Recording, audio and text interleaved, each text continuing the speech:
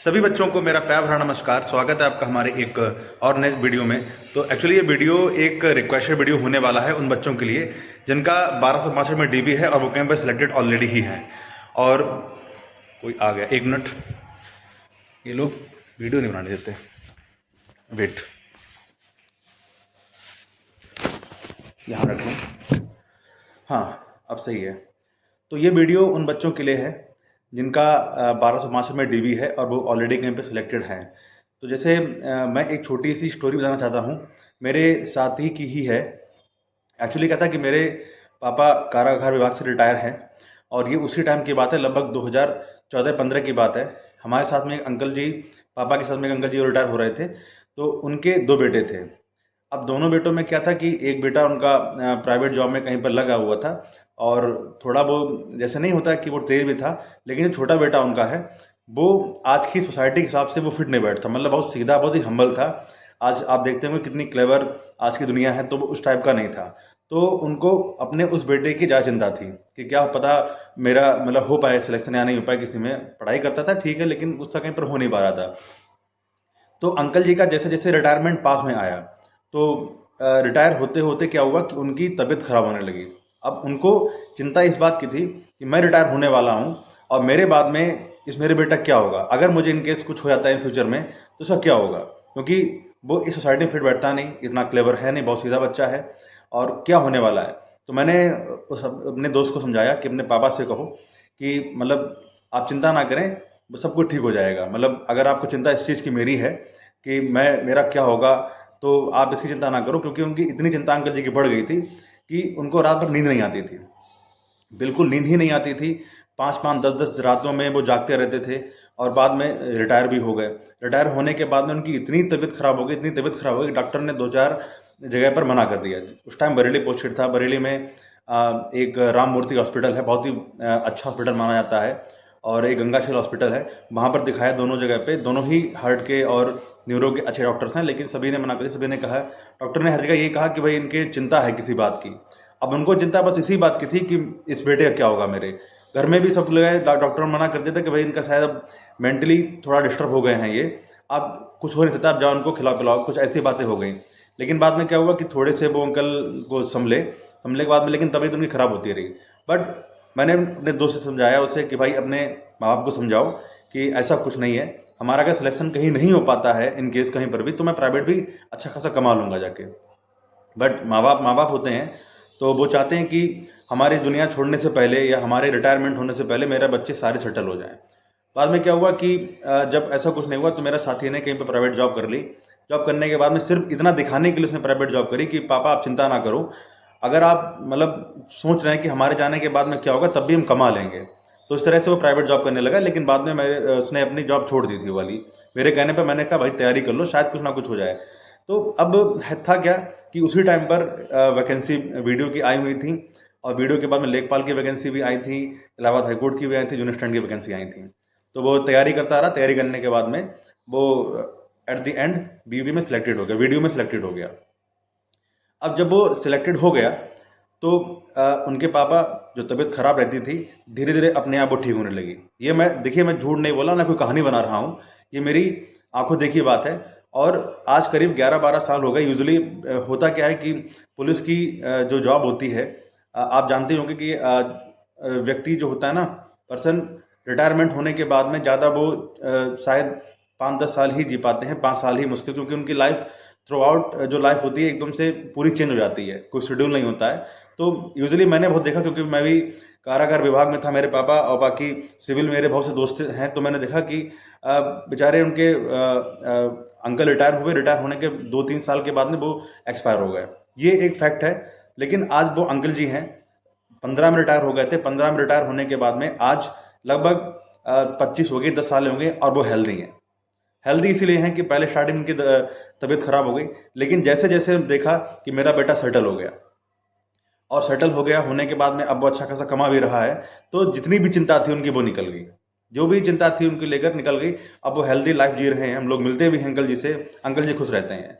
तो बहुत से साथी हमारे हैं, स्टोरी मैंने इसीलिए बताई कि बहुत से हमारे साथी ऐसे भी हैं जो एक जगह पर जॉब ले चुके हैं, वो चाहे लेखपाल हैं और चाहे वो कांस्टेबल हैं, चाहे वो सेंट्रल में हो, कहीं पर भी हो, उन्होंने जॉब ले ली है।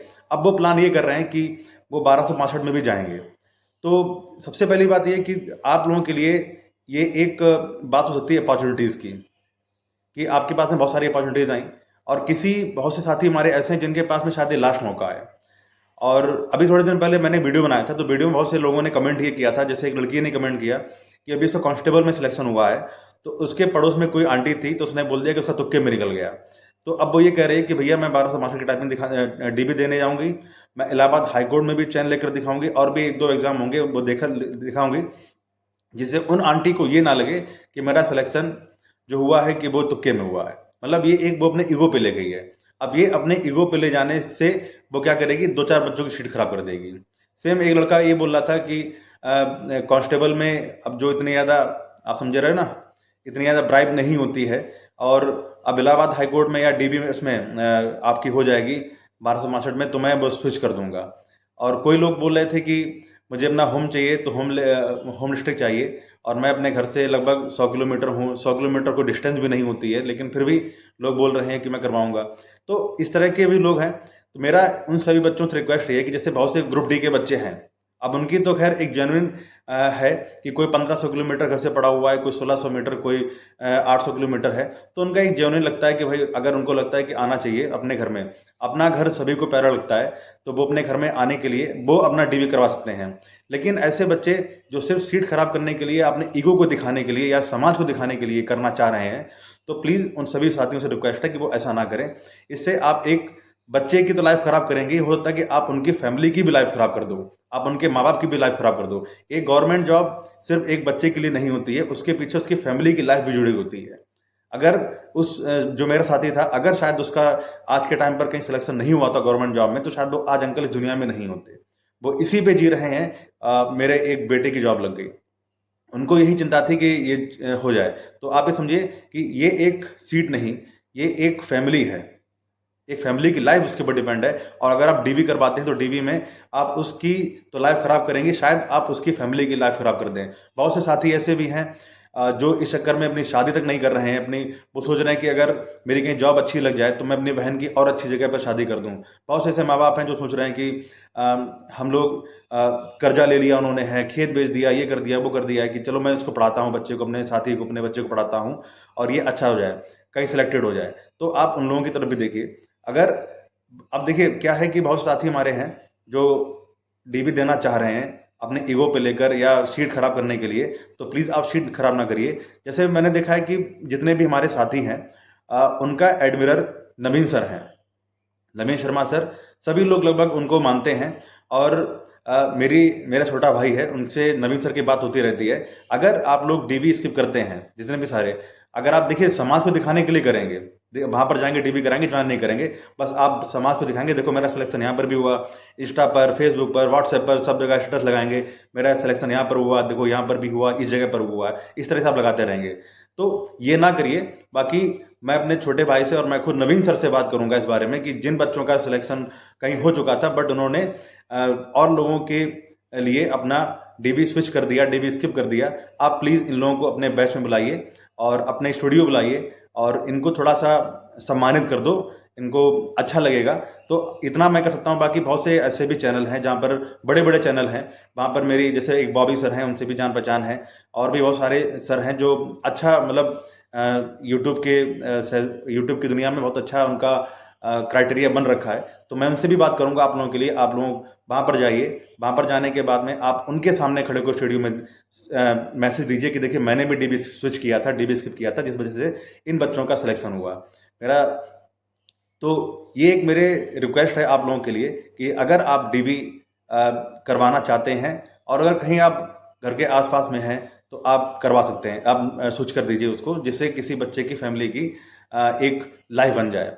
अब जैसे कुछ बच्चे हमारे कांस्टेबल में भी सिलेक्ट हुए हैं इस बार 60,000 वाली में, तो आप लोगों के लिए जैसे मैंने पहले वीडियो में बताया था कि आप लोगों के पास में बहुत सारे मौके आगे आएंगे, क्योंकि आप लोग अभी 18 से हार्डली 22 से 23 साल के ही हुए होंगे।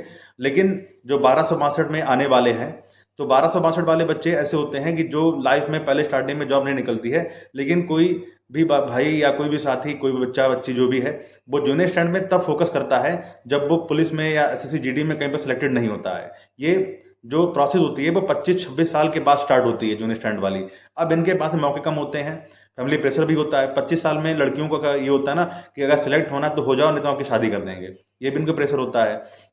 लड़कों का भी होता है कि भाई 25-26 साल हो गए हैं घर में बैठे बैठे, अगर सिलेक्शन नहीं होता है तो हमें घर पे बाहर निकल कर अपनी फैमिली को थोड़ा सहारा देने के लिए नौकरी प्राइवेट ही करनी पड़ेगी। तो इस तरह के लोग होते हैं, तो इनके पास में लिमिटेड अपॉर्चुनिटीज़ हैं, लिमिटेड मौके हैं। शायद अगर इनका यहाँ सिलेक्शन नहीं होता है तो आगे चल के सिलेक्शन कहीं हो पर भी ना, और ये हाथ में हाथ रख के बेचारे कहीं बाहर निकल जाएं प्राइवेट कमाने के लिए। आपके पास में बहुत से मौके आएंगे जो भी हमारे कांस्टेबल में सिलेक्टेड हुए हैं। और तो अगर आपको लगे कि हमें ये स्विच करना चाहिए या स्किप करना चाहिए तो आप तो कर ही सकते हैं। बाकी अगर जैसे कोई बहुत दूर ही सिलेक्ट हो गया जाकर, तो उसकी तो कोई बात ही नहीं। अगर उसका है अपना घर आना चाहता है तो घर आ सकते हैं। और वैसे भी जैसे इलाहाबाद हाईकोर्ट का अगर रिजल्ट इससे पहले 1262 से डीबी से पहले आ जाता है, तो आप लोगों से तो मेरी बहुत ही उम्मीद से भरी रिक्वेस्ट ये रहेगी कि आप लोग कोई ना कराएं। जितने भी इलाहाबाद हाईकोर्ट में हैं, अगर आपका रिजल्ट डीबी से पहले आ जाए तो आप लोग बिल्कुल ही मत जाइए, क्योंकि ये एक काफ़ी अच्छी जॉब आपकी इलाहाबाद हाईकोर्ट की हो जाती है in comparison to UP triple S C 1262 के हिसाब से देखा जाए दोनों, तो ये अच्छी ज़्यादा आपकी हो जाएगी। तो आप लोग प्लीज़ ना जाइए। बाकी और भी हमारे साथी हैं जो अलग अलग हैं भाई। कोई देखिए जो तमिलनाडु पढ़ा हुआ है, कोई कर्नाटका में पढ़ा हुआ है, कोई तेलंगाना में, कोई उड़ीसा में है, तो उनके लिए तो ठीक है। अगर वो आना चाहते हैं तो डीबी करवा लीजिए, क्योंकि हर किसी को अपना घर चाहिए। बाकी जो हमारे आसपास हैं 100, 150, 200 किलोमीटर वाले हैं, अगर वो करवाना चाहते हैं तो आप प्लीज़ ना करवाइए, क्योंकि आपके पास में बहुत सारा आगे अपॉर्चुनिटीज़ आएंगी, बहुत मौके आएंगे। तो इन लोगों के पास में इतने मौके नहीं हैं। जैसे मैंने कहीं पढ़ा कि एक ब्लड डोनेशन वाला स्लोगन चलता है, हमेशा बोलता हूँ कि करके देखो अच्छा लगता है। तो डीवी स्विच करके देखो, डीवी स्विच करके देखो, ये अच्छा लगेगा। बाकी ये मेरा प्रॉमिस है कि जितने भी बच्चों कहीं पर सिलेक्टेड हैं, कहीं पर भी सिलेक्टेड हैं, ये देखो स्क्रीन पर मेरा छोटा भाई नवीन सर के साथ में खड़ा हुआ है, मेरा छोटा भाई है, जान पहचान अच्छी है, और सभी लोग नवीन सर के प्रशंसक भी हैं, एडमिरर भी हैं, सभी लोग उनकी बातों को मानते भी हैं। तो मैं हम्बली उनसे किसी दिन रिक्वेस्ट करूंगा इस चीज़ के सिलेक्शन होने के बाद में कि आप सभी बच्चों को स्टूडियो बुलाएं, या आप लोग अपने प्रमाण पत्र जो भी सिलेक्शन वाला इंटरव्यू आपका डीबी वाला आया था, आप लेटर भी उनको भेज दीजिएगा। तो मैं बोल दूंगा कि एक पोस्ट बना दीजिए या एक वीडियो बना दीजिए, उसमें इन सही साथियों के एडमिट कार्ड या जो भी डीबी के लिए आएगा यूपी ट्रिपल एस सी के थ्रू से, आपने स्क्रीन पर लगाकर इन सभी बच्चों को एक धन्यवाद के तौर पर आप वीडियो बना दीजिए, जिससे क्योंकि इन बच्चों ने बहुत से बच्चों की मदद करी है डीबी स्किप करके। तो शायद वो मेरी बात मानेंगे, मेरे भाई की बात मानेंगे, और अच्छे सर हैं वो भी, तो उनको बात माननी भी चाहिए। और आप लोग भी उनको मानते हैं तो आप लोग डीबी को स्विच कर सकते हैं या स्किप कर सकते हैं। ठीक है, तो फिर मिलते हैं अगले वीडियो में, तब तक के लिए नमस्कार।